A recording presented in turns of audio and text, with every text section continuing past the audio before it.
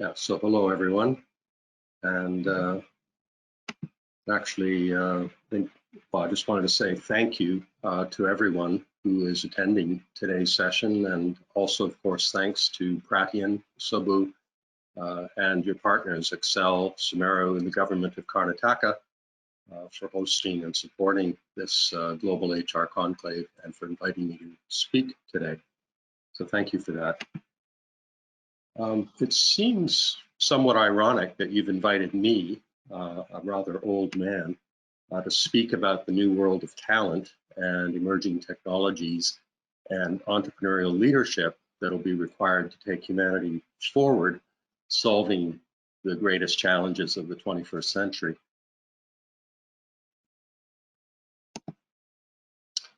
When I joined the workforce in 1981 as a new PhD in psychology specialized in neuroscience and mathematical modeling, I was focused on predicting and understanding human behavior, such as cognition, decision-making, technology adoption. And I was hired as a scientist in Canada to help shape the coming digital revolution.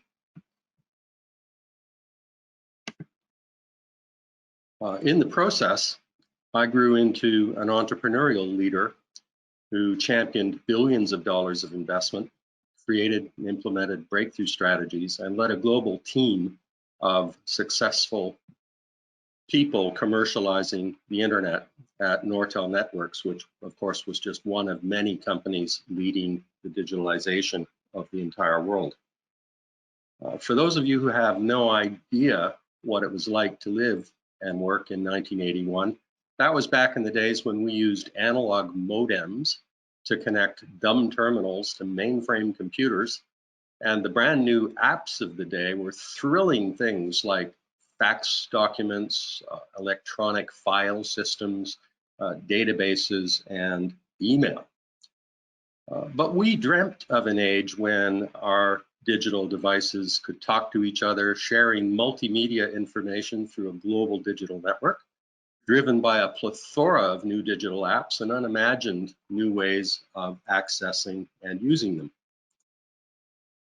We were at the dawn of a new age, a revolutionary paradigm shift in how we defined the business of work. And in the new information age, we conceived of this new talent as a knowledge worker. The multifunctional knowledge worker of the brave new world, with unrivaled access to the power of information, would replace layers and layers of pencil-pushing bureaucrats who couldn't type and therefore needed secretaries and typing pools that would also become obsolete. And decision-making would, of course, be streamlined, organizations would be flattened, new digital business models would emerge, and barriers to participation would crumble, inviting developing countries, such as India, to participate in a new global digital economy, ultimately leading to greater cross-cultural understanding, communication, tolerance, and world peace. And of course, we had no idea about cybercrime and warfare, but believe me, we thought we were on a mission from God.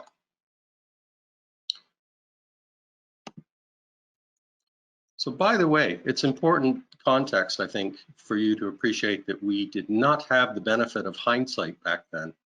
We didn't know about personal computers, social media, smart mobile devices, or video conferences, but we imagined all of these things and much more. Watch Star Trek. But the context in which I and many others championed the future vision for a digital world and the need for massive investment was one in which the vast majority of people had no idea, and the vast majority of powerful board members and senior executives in control of the money actually had no belief and no appetite to invest in a future that would do nothing except usurp their power and our existing lines of business. Next slide, please. So fast forward 40 years, and I believe we're at the dawn of a new revolution, because almost infinite data is processed into information that's also virtually intimate in the sense, or sorry, infinite in the sense that any individual human brain can't possibly consume it in an entire lifetime. There's more information produced every minute of every day than we can possibly absorb or deal with. But through augmented search, processing, and intelligence, the information can become a source of insights. And with the creative spark that is the essence of what it is to be human, these insights can be transformed into wisdom. So we're now moving beyond the knowledge worker and the information age to a new age of empowered entrepreneurial leadership and creativity. And this is the inexorable evolution of humanity as we draw nearer to our ultimate destiny. This next phase of our journey will be powered by augmented intelligence, multi-dimensional technical talent, capable of implementing, testing, and refining new ideas and business models at lightning speed. And one more ingredient that I'll come back to in a minute. So my thesis is that digitalization enabled massive data analytics, the raw materials for the information age, and thinking transforms information into knowledge, the essential ingredient for multifunctional and specialized knowledge workers.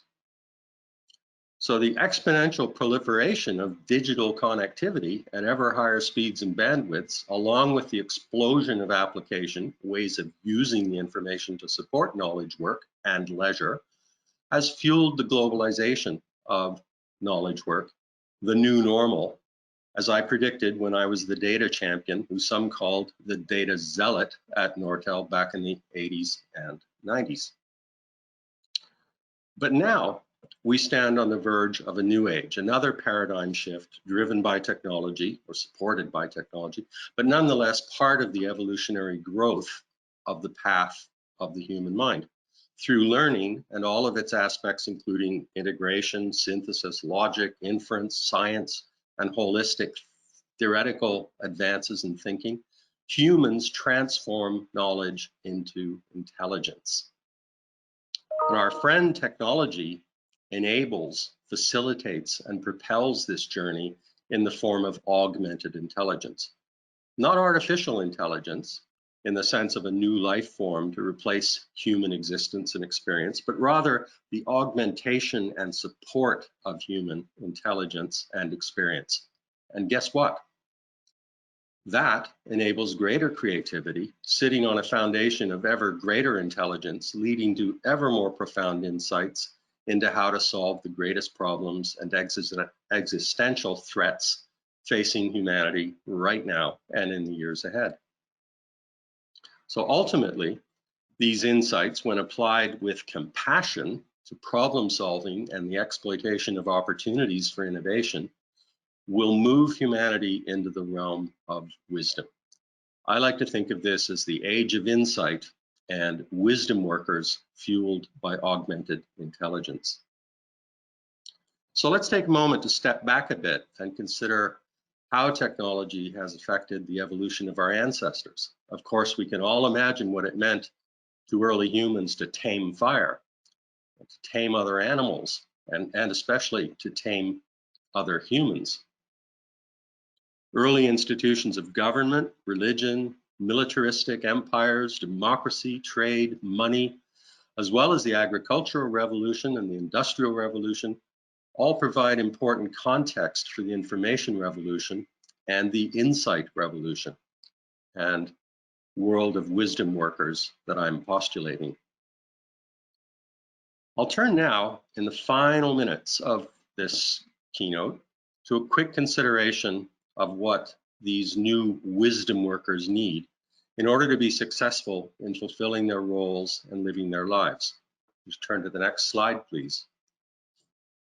It turns out the answers are, I think, much the same as they were in the 1980s. And in fact, the keys to success might just be timeless truths about humanity and what it takes to be a successful person. Because in reality, it's not that humans or the human mind or the human brain has evolved very much. Yes, maybe a little, but rather it's about how technology has rapidly transformed, giving humanity new platforms to stand on, to reach upwards into the stars and to grow.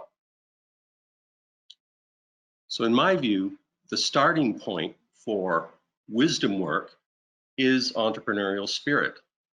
I refer to the restless dissatisfaction with the world around us, the desire to change it, to improve it, to innovate. And this fundamental entrepreneurial motivation or drive is, in my opinion, the starting point. But don't let anyone fool you into thinking that passion and drive is sufficient on its own. Passion needs to be connected to purpose. So that's the bottom layer needs to be connected to the top layer, ultimate purpose, and to a specific, measurable, and audacious, yet realistic and time-bound vision, smart vision, for how to make the world a better place. But no one can do it alone. So the successful wisdom worker needs the skills to communicate and influence others, drawing them to their cause. And doing this sustainably and successfully requires integrity, authenticity, and the human values of honesty, trustworthiness, empathy, emotional and social intelligence.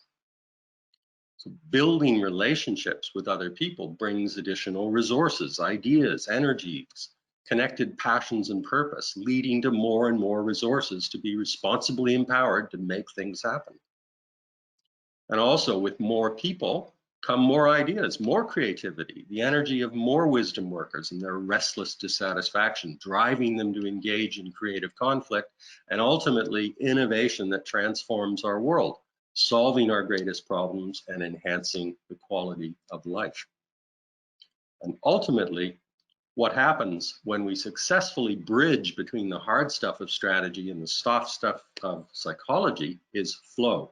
And flow simply refers to peak performance, to innovation, to success in all of our pursuits, however we define success. So flow is the stuff dreams are made of.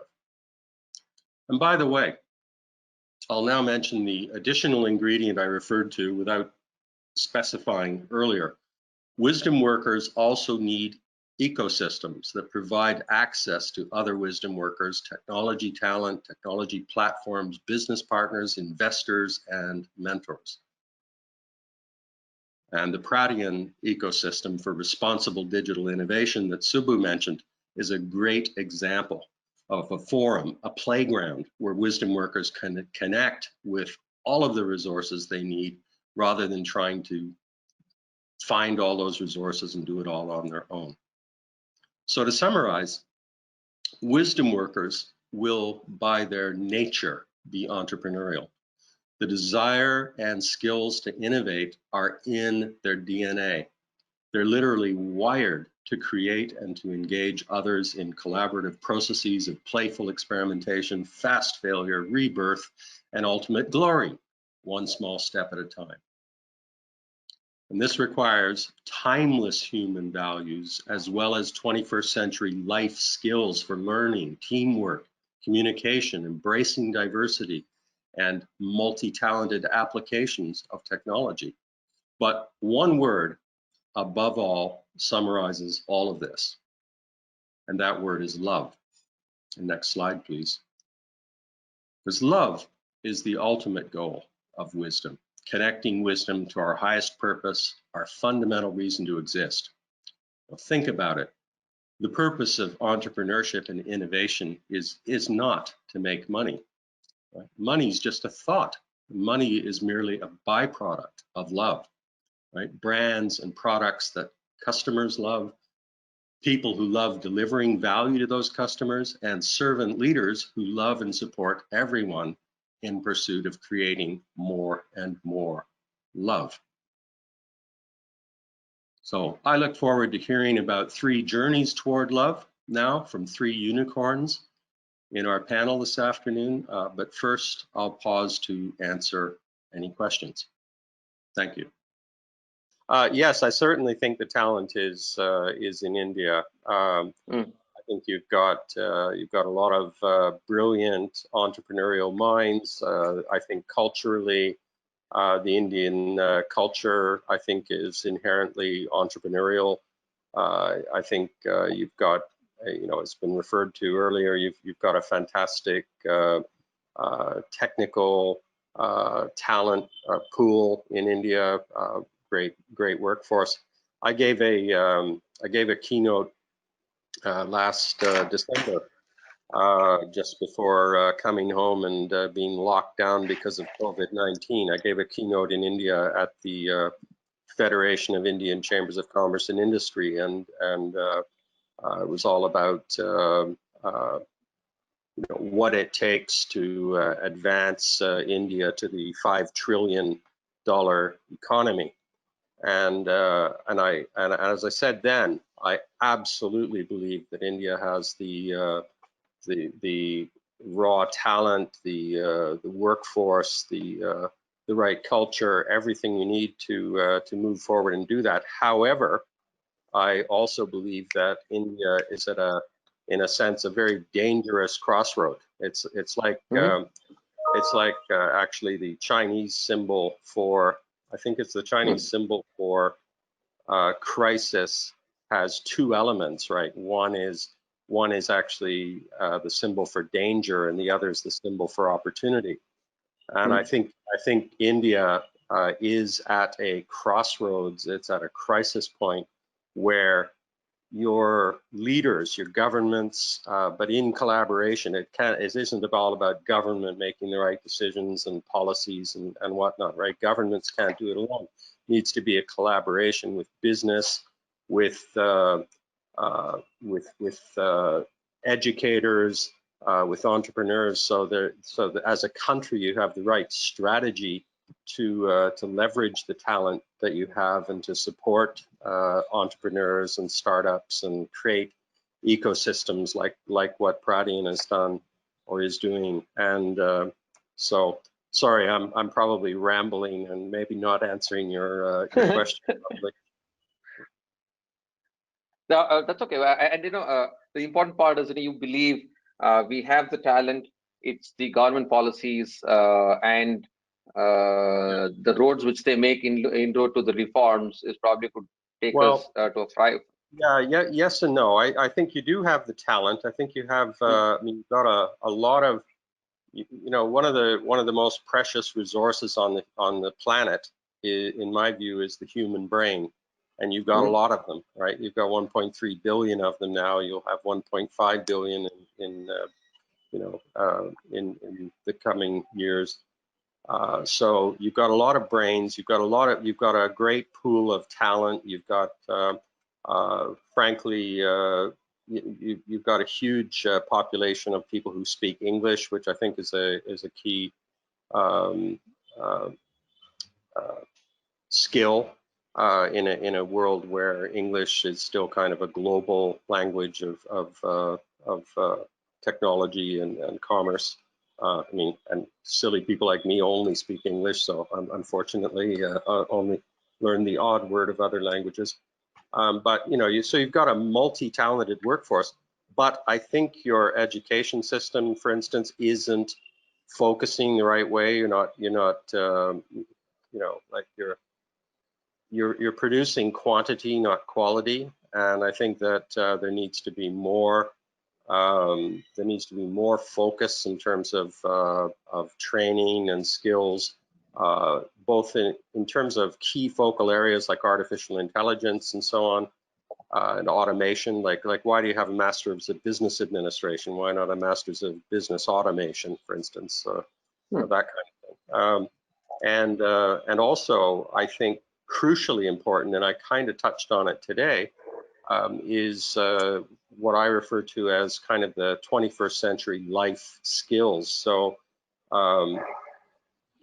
kids in India, just like, and I'm not picking on India, I mean, this is true of everywhere. Kids come out of school and they're all eager and highly motivated, and they all want to go out and get rich quick and, this and that, but they often,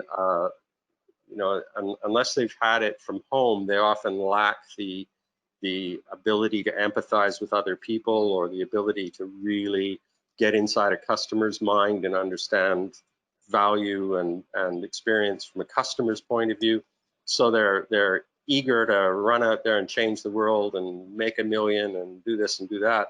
But I think that what they benefit from, and this is what they can get in the kind of ecosystems that that Sabu is putting together, where they can gain access to people like you who are older and wiser, and they can give them that perspective that they otherwise lack. I think that's the key thing I'm trying to say. I'm sorry, I'm taking a long time to make the point, but it's you know, give them that more well-rounded kind of view. It isn't just about being able to program a computer or, you know, or come up with an idea. It's a much broader challenge for them to be successful.